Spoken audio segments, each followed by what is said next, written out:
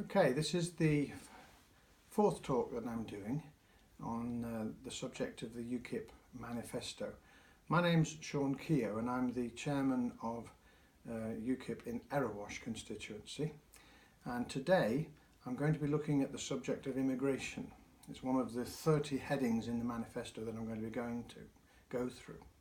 Now, before I look at the actual manifesto section itself, I'd like to bring to your attention a phrase that's very widely used, and I think hardly anybody addresses it or examines it to see what its purpose is. And I'm referring to the phrase net migration.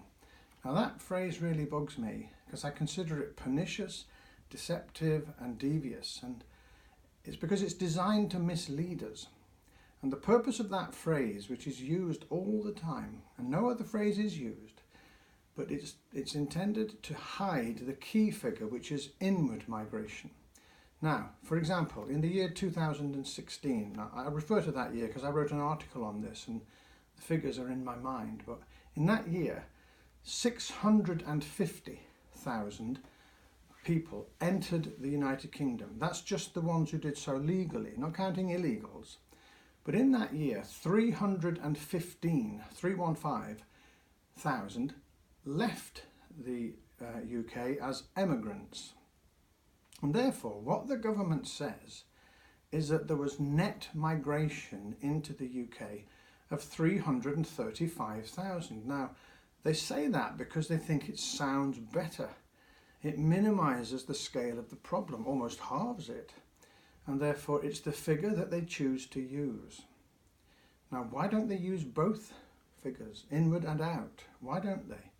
They deliberately don't, and it's for deceptive purposes. Now, the first deception is subliminal. They simply want you to focus on that smaller number to disguise the scale of the problem, which is already bad enough, but would be nearly twice as bad and would be considered horrific if people were to focus on the bigger number of those coming in.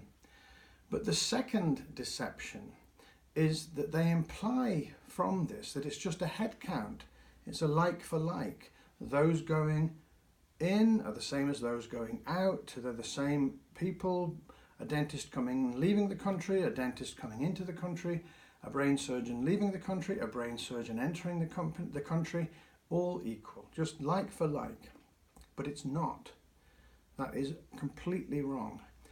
On the whole, with some notable exceptions, on the whole, those leaving the country are highly qualified, highly educated, highly paid, probably 40% taxpayers. They don't use the NHS that much because they're not elderly. They don't commit crimes on the whole, and they don't claim benefits. So on the whole, those are the people leaving the country. But what about those coming in? Now, of course, on the whole, with notable exceptions, they are in the main lowly paid, unskilled, non-taxpayers or low taxpayers. They're benefit claimants very frequently, high users of the NHS, and with a much higher rate of crime. And so the impact is enormous. And you'll know this if you've, for example, ever tried to get a GP appointment in recent years. Anyone of any age can remember back 10 years ago, 20 years ago, how simple it was to get a GP appointment, how simple it was to go to A&E. But not now. So to take this to its logical extreme, what if you were to get, say, 500,000 people left the country and 500,000 people came in? Now, according to the government's thinking, that would be nothing, therefore. There'd be net migration would be zero, therefore no problem. But I've just outlined why it is a problem. Even if net migration was zero. It's not a pure head count, and that's a really deceptive way to look at this. And it's intentionally deceptive. This is not by accident that they uniformly use that phrase in all of the media, in all of government statements, in all of opposition statements. Everybody uses that figure as if it was self-evidently the right figure. So, the overall effect of this inequality, this ins and outs not being equal, is that you find unskilled people coming in, which means that wages are held down or pushed down for unskilled workers, which is totally unfair. Why shouldn't unskilled workers, working class people, be able to have their wages driven up by market forces? But the coming in of so many unskilled people is driving down their wages. It's quite wrong. You'd soon hear an awful lot more squealing about this if those coming in were, in the main, lawyers, accountants and so on, driving down fees, and they were setting up law firms and undercutting on fees. You'd soon hear about it. But because it's only at the level of working class people, it doesn't matter to the politicians. That doesn't bother them because they're not at that level. But what else does it do? People coming in this way is driving up house prices. Look at the phenomenal increase in house prices over the last several years. That's not a good thing. That's a bad thing. Why should we rejoice when the cost of something goes up? It's preventing young people getting on the housing ladder. It's not good. But what else? Tax receipts are down because of the higher taxpayers leaving, low taxpayers or non-taxpayers coming in. Benefit claims are up. The use of the NHS is up. As I said, get a GP appointment. See how hard it is now. What about the A&E? They've abandoned the 4-hour target because they've just given in. There are so many people queuing up to get into A&E. They've had to just completely abandon the idea of a 4-hour wait. And then crime, of course. Who is not aware that crime is skyrocketing? Knife attacks, acid attacks, all manner of thefts and so forth, that the police are powerless to do anything about. Now, why is it happening? In part, it's happening because the people coming in have a greater propensity to commit crime than those who were leaving. Now, I want to say this: it is not racist to simply want to control who comes into the UK.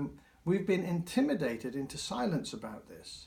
They've tried to make us so that we're scared to even mention the subject, as if to even talk about it means that you're some kind of knuckle-dragging far-right thug whose knuckles skim the pavement as he walks along.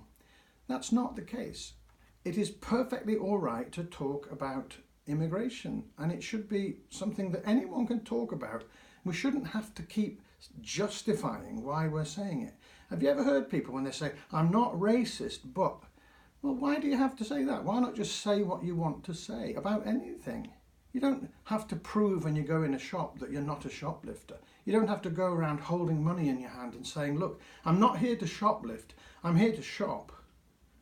This idea that we have to prove that we're not racists all the time, with this default setting, this assumption that people are racist if they even speak about things, it's got to go. Now, only UKIP is the only party that's willing to truly face up to any of this. The other parties don't want to. The Conservatives are too politically correct. The Labour Party actually positively rejoices in high immigration. They want it because it's bringing in new voters to replace the voters that are leaving them from the traditional bedrock of the Labour Party, which is the white working class. Those are leaving the Labour Party in droves.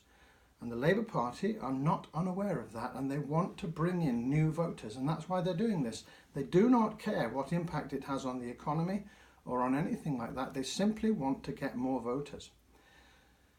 So let me look very briefly at what the UKIP manifesto is saying. And you can see from that, I really recommend you read it because it's an excellent document. Let me just touch upon a few of the points it makes.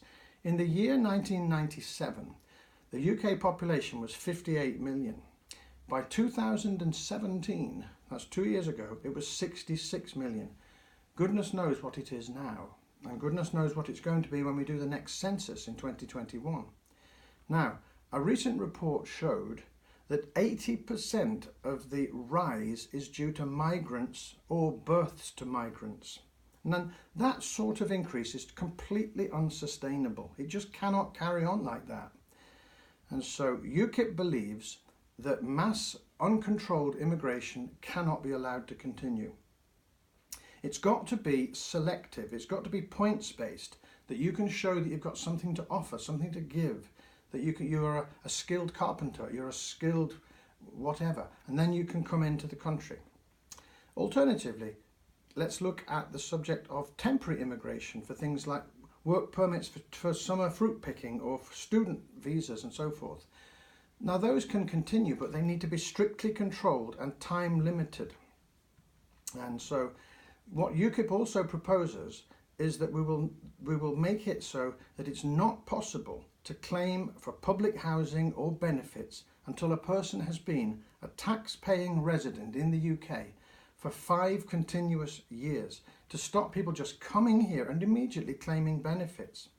Also, those coming in on permits or students will be expected to possess private health insurance as a condition of entry to the UK, because why should people just be able to come in and use the NHS? And also, UKIP will rescind the United Kingdom's assent to the Barcelona Declaration of 1995 and the Marrakesh Declaration of 2018. And both of those documents pave the way for even more uncontrolled and unlimited immigration from Africa and the Middle East and beyond. And if you think it's bad at the moment, you wait and see what it's going to get like if we don't get out of the EU and if we don't stop this. Anyway, thank you for watching. Please like and share. That really helps when you do that. Thank you very much.